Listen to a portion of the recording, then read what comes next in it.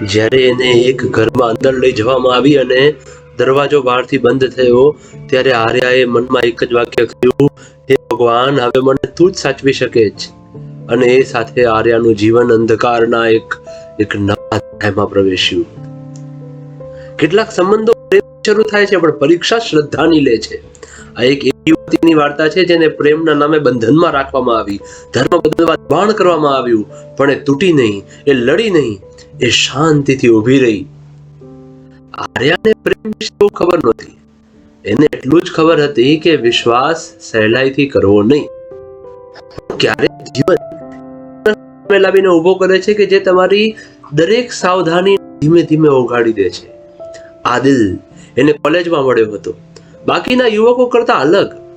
ઊંચા અવાજે હસતો નહીં, વાત કરતા આંખોમાં આંખ નાખીને બોલતો. તું બહુ શાંતિથી વાત કરે છે, આર્યાએ એક દિવસ કહ્યું. આદિલ હસ્યો હતો, કારણ કે મને સાંભળવું ગમે છે. જે સાંભળે છે એ જ સાચું સમજવા લાગે છે. આર્યાને શબ્દો ગમી ગયા. ધીમે ધીમે વાતો વધતી ગઈ.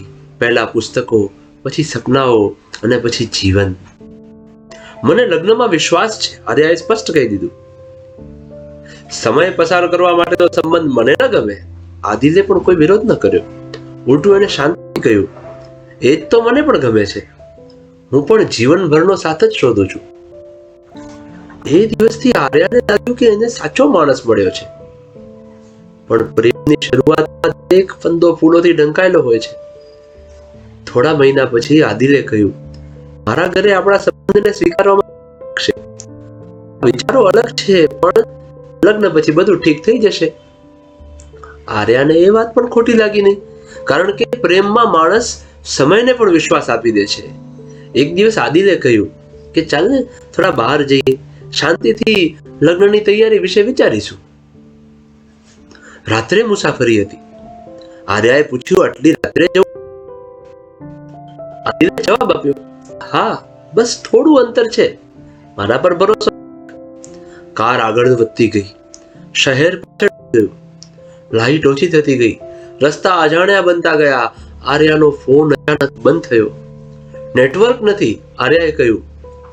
આદિલે કોઈ જવાબ ના આપ્યો. કાર એક અજાણી જગ્યાએ અટકી. 2-3 અજાણ્યા લોકો બહાર ઉભા હતા. આ ક્યાં આવ્યા? આર્યાએ પૂછ્યું. આદિલે પહેલી વાર ફેરવી, બહાર આવ, એને ટૂંકો જવાબ આપ્યો. એક ક્ષણે આર્યાના હૃદયમાં કંઈક તૂટ્યું. એને સમજાઈ ગયું કે આ સફર લગ્ન તરફ નથી જઈ રહી. આ કોઈ શરૂઆત નથી, આ તો અંતની શરૂઆત છે. જ્યારે એને એક ઘરમાં અંદર લઈ જવામાં આવી અને દરવાજો બહારથી બંધ થયો ત્યારે આર્યાએ મનમાં એક જ વાક્ય કહ્યું, હે ભગવાન, હવે મને તું જ સાચવી શકીશ. અને એ સાથે આર્યાનું જીવન અંધકારના એક નવા અધ્યાયમાં પ્રવેશ્યું. આર્યાને ખબર નહોતી કે રાત કેટલી લાંબી હતી. ઘડિયાળ નહોતો, બારી નહોતી અને સમયનો અંદાજ પણ નહીં. જ્યારે સવાર પડી ત્યારે એક અજાણ્યા ઓરડામાં હતી. દિવાલો પર કોઈ તસવીર નહીં, કોઈ ઓળખ નહીં, ફક્ત અજાણ્યો. થોડા સમય પછી દરવાજો ખુલ્યો. એક સ્ત્રી અંદર આવી, ઉંમરદાર, ચહેરા પર કઠોરતા પણ આંખોમાં તપાસ.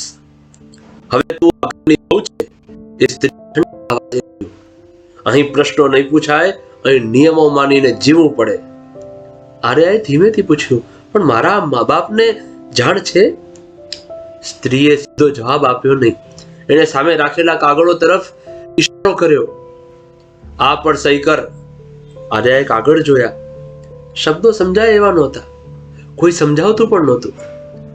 મને સમય જોઈએ, આર્યાએ કહ્યું. સમય અહીં મળતો નથી, સ્ત્રીએ જવાબ આપ્યો. હાથ ધ્રુજતા હતા, મન ગુંજી રહ્યું હતું અને એક ક્ષણે આર્યાએ સહી કરી દીધી. થોડી વાર પછી આદિલ આવ્યો. આર્યાએ એની તરફ જોઈને કહ્યું કે તું આ બધું જાણતો હતો ને? આદિલે નજર નીચે કરી.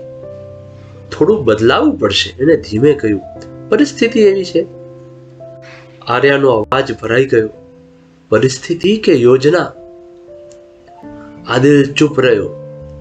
કેટલાક દિવસો સુધી આર્યાને બહાર જવાની મંજૂરી નહોતી, ફોન નહોતો, કોઈ સંપર્ક નહોતો. ને પછી વાત બદલાઈ. એક દિવસ આદિલે કહ્યું, હવે તારે નામ બદલવું પડશે અને ધર્મ પણ. આર્યાએ શ્વાસ રોકી લીધો. ધર્મ? એણે પૂછ્યું. એ પણ કોઈના કયાથી બદલાય? આદિલે થોડી અકળાહટથી કહ્યું, આ બધું હવે જરૂરી છે, નહીંતર અહીં રહેવું મુશ્કેલ થશે.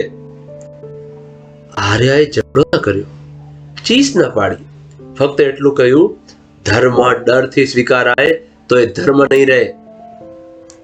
એ રાત્રે આર્યાએ પહેલી વાર ખરેખર રડી. એકલી બેઠી એણે આંખો બંધ કરી. હે ભગવાન, એણે મનમાં કહ્યું, જો મારી શ્રદ્ધા સાચી હોય ને તો મને તાકાત આપ, મને તૂટવા ન દે. કોઈ ચમત્કાર થયો નહીં, દિવાલો તૂટી નહીં, દરવાજા ખુલ્યા નહીં, પણ મનમાં એક અદૃશ્ય શાંતિ ઉતરી. આર્યાએ નક્કી કર્યું, હું લડાઈથી નહીં, સમજથી જીતીશ. અને નિર્ણય આ કથાનો વળાંક બનવાનો હતો. આર્યાએ હવે એક વાત સમજી લીધી હતી કે અહીં રડવાથી કંઈ બદલવાનું નથી, અહીં લડવાથી પણ નહીં. અહીં ફક્ત એક જ રસ્તો હતો, સમજનો રસ્તો. એ હવે ઓછું બોલતી હતી, પણ જ્યારે બોલતી ત્યારે વિચારીને બોલતી. ઘરના લોકો એની પર નજર રાખતા કે એ શું કરે છે, એ શું બોલે છે, એ શું માને છે, બધું જ. એક દિવસ રસોડામાં ઘરની વડીલ સ્ત્રી એને જોયા કરતી હતી. તું આટલી શાંતિથી કેમ રહે છે? એ સ્ત્રીએ પૂછ્યું. અહીં આવનારા લોકો તો રડતા રહે છે. આર્યાએ શાક કાપતા કાપતા જવાબ આપ્યો, કારણ કે શાંતિ અંદરથી આવે છે. જ્યાં વિશ્વાસ હોય ત્યાં ડર ઓછો હોય. વડીલ સ્ત્રી થોડી ક્ષણ ચૂપ રહી. થોડા દિવસ પછી ઘરના નાનકડા બાળકે આર્યાને એકાંતમાં પૂછ્યું, તું રોજ વહેલી સવારે આંખ બંધ કરીને શું કરે છે? આર્યાએ હળવું સ્મિત કર્યું. હું ભગવાન સાથે વાત કરું છું, એણે કહ્યું. એ મને સારા માણસ બનવાનું શીખવે છે. તારો ભગવાન જુદો છે? બાળકે સીધો પ્રશ્ન કર્યો. આર્યાએ માથું હલાવ્યું. નામ જુદા હોઈ શકે, પણ કરુણા, સત્ય અને પ્રેમ એક જ હોય છે. બાળક કંઈ બોલ્યા વગર ચાલ્યો ગયો, પણ એ પ્રશ્ન ઘરના વાતાવરણમાં ગૂંજતો રહ્યો. એક સાંજે આદિલે આર્યાને કહ્યું કે તું બધાને ગૂંચવી રહી છે. આર્યાએ એની તરફ શાંતિથી જોયું. હું કોઈને ગૂંચવતી નથી, એણે કહ્યું. બસ હું મારી રીતે જીવી રહી છું. પણ તું ધર્મ કેમ બદલતી નથી? આદિલે અકળાઈને પૂછ્યું. આર્યાનો અવાજ ધીમો હતો પણ દ્રઢ, કારણ કે શ્રદ્ધા દબાણથી બદલાય તો એ આત્માની હાર હોય છે. આદિલે પહેલી વાર કોઈ જવાબ ના આપ્યો. સમય પસાર થતો ગયો. આર્યાએ કોઈ નિયમ તોડ્યો નહીં, કોઈનું અપમાન કર્યું નહીં, પણ પોતાની ઓળખ પણ છોડી નહીં. એના વર્તનમાં નરમાઈ હતી, વાતોમાં સત્ય હતું ને આંખોમાં નિર્ભયતા. એક રાતે ઘરના વડીલ પુરુષે બધાને કહ્યું કે આ છોકરી અલગ છે. એણે વિરોધ નથી કર્યો, પણ એણે ઝુકાવ પણ કર્યો નથી. એ શબ્દો ઘરના ઘણા લોકોના મનમાં પ્રશ્નો ઊભા કરી ગયા. અને પ્રશ્ન પરિવર્તનની શરૂઆત હોય છે. આર્યાને ખબર નહોતી કે આ બધું ક્યાં સુધી જશે, પણ એને એટલું ખબર હતી કે જો ભગવાન એને અહીં રાખી છે ને, તો કોઈ હેતુ માટે રાખી છે. અને એ હેતુ હવે ધીમે ધીમે આકાર લઈ રહ્યો હતો. સમય ક્યારેક વળાંક લેશે એ કોઈને ખબર નથી પડતી, પણ જ્યારે વળાંક આવે ને ત્યારે આખું દ્રશ્ય બદલાઈ જાય છે. આર્યાને અહીં આવ્યા ઘણા મહિના થઈ ગયા હતા. એ હવે આ ઘરની દિવાલો ઓળખતી હતી, પણ એ દિવાલો હવે એને બંધ કરતી નહોતી, કારણ કે એની અંદર ભયની જગ્યાએ સ્થિરતા આવી ગઈ હતી. એક સાંજે ઘરના બધા સભ્યો એક સાથે બેઠા હતા. કોઈ ખાસ કારણ નહોતું, પણ વાતાવરણમાં કોઈ અજાણી ગંભીરતા હતી. વડીલ પુરુષે મૌન તોડ્યું. એક પ્રશ્ન છે, એમણે કહ્યું.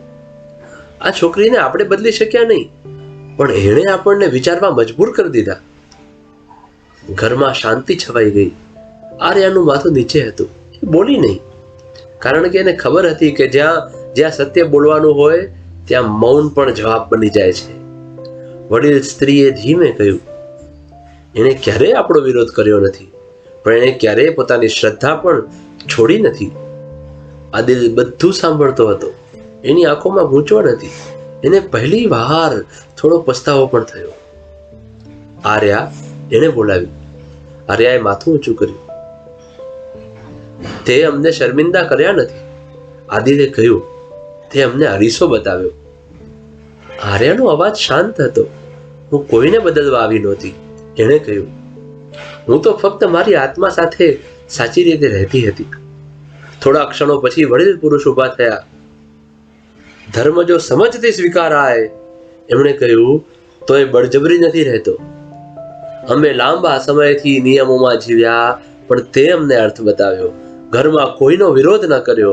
એ દિવસ પછી કોઈ આર્યાને ધર્મ બદલવા કહ્યું નહીં. ઉલટું ઘરના સભ્યો એના વિચાર સમજવા લાગ્યા. કોઈએ પ્રશ્ન પૂછ્યો, કોઈએ ગ્રંથ વાંચ્યા, કોઈએ તુલના કરી, અને ધીમે ધીમે એક એક કરીને પરિવર્તન આવ્યું. કોઈ ઢોલ નગારા નહોતા, કોઈ જાહેરાત નહોતી, ફક્ત શાંતિથી લેવાયેલો નિર્ણય હતો. અમે તારા ધર્મને સ્વીકારીએ છીએ, વડીલ સ્ત્રીએ એક દિવસ કહ્યું. કોઈ દબાણથી નહીં, સમજ અને શ્રદ્ધાથી. આર્યાની આંખોમાં આંસુ આવ્યા, પણ એ આંસુ દુઃખના નહોતા, એ આંસુ ભાર ઉતાર્યાના હતા. લગ્ન યથાવત રહ્યા, સંબંધ તૂટ્યા નહીં, પરિવાર બચ્યો. ફક્ત એક વાત બદલાઈ, અહંકારની જગ્યાએ સમજ આવી. એક સવારે આર્યા એક દીવો પ્રગટાવતી હતી, ત્યારે એના હાથ ધ્રુજતા નહોતા, એનું મન શાંત હતું. એણે મનમાં કહ્યું, હે ભગવાન, તમે મને અહીંથી કાઢી નહીં, પણ તમે મને અહીં રાખીને મારાથી કામ લીધું. આર્યાનું જીવન ફરી સામાન્ય બન્યું, પણ એની અંદરની સ્ત્રી હવે અસામાન્ય બની ગઈ હતી. કારણ કે જેણે અંધારામાં દીવો પ્રગટાવ્યો હોય ને, એ પછી ક્યારેય અંધારાથી ડરતો નથી. ચમત્કાર એ નથી કે પરિસ્થિતિ બદલાઈ જાય, ચમત્કાર એ છે કે માણસ બદલાઈ જાય. આ વાર્તા કલ્પિત છે, પરંતુ સંદેશ સત્ય છે. ધર્મ દબાણથી નહીં, સમજથી સ્વીકારાય છે. પ્રેમનો અર્થ બદલાવ નથી, સ્વીકાર છે. જો તમને આ વાર્તા વિચારવા મજબૂર કરે તો લાઈક જરૂર કરજો, અને હા, વાર્તાને શેર પણ જરૂર કરજો. અને હા, એક વાત બીજી પણ છે કે જે પણ હિન્દુ યુવતીઓ આવી રીતના મુસ્લિમ યુવાનો કે બીજા કોઈ પણ વિધર્મી યુવાનોના પ્રેમમાં પડે છે, દરેકને આવું પરિણામ મળે છે એવું એક પણ ઉદાહરણ નથી. હા, જે પડી ગઈ છે તેમના માટે આ સમજ છે કે સ્થિર રહી અને પોતાની શ્રદ્ધાને ટકાવે, અને પરિણામ સાચી શ્રદ્ધા, સાચી સમજથી લાવીને બતાવે. પણ આવી રીતના પ્રેમમાં પડી અને પછી મજબૂર થઈ અને દુઃખી થઈને રડવું એ ક્યાંયથી યોગ્ય નથી. તેનો વિચાર દરેક સ્ત્રીએ, દરેક યુવતીએ કરવો જ જોઈએ. તમને આ વાર્તા ગમી હોય તો તરત જ બધાને શેર કરો, અને કોમેન્ટ સેક્શનમાં તમારું શું કહેવું છે તે પણ જરૂરથી જણાવો. ધન્યવાદ. જય શ્રી કૃષ્ણ.